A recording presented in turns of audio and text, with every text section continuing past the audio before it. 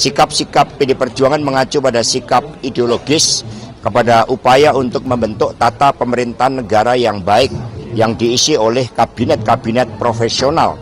Itulah yang diharapkan oleh PDI Perjuangan. Kapan rencana Ibu Mega?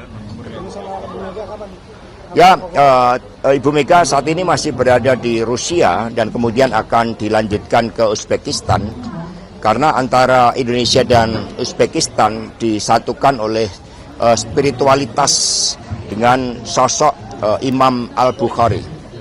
Dan dulu makam Imam Al-Bukhari itu bisa ditemukan karena kesadaran Bung Karno terhadap apinya Islam.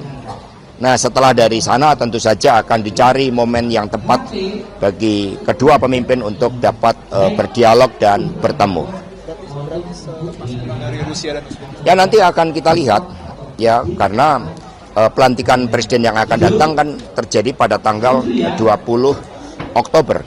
Bagi PD Perjuangan yang penting adalah pesan-pesan ideologis terhadap jalannya pemerintahan ke depan, agar hal-hal yang fundamental seperti kedaulatan pangan yang mensejahterakan rakyat, kedaulatan energi, keuangan, Indonesia dengan jalan berkepribadian dalam kebudayaan itu dapat dilakukan dengan sebaik-baiknya.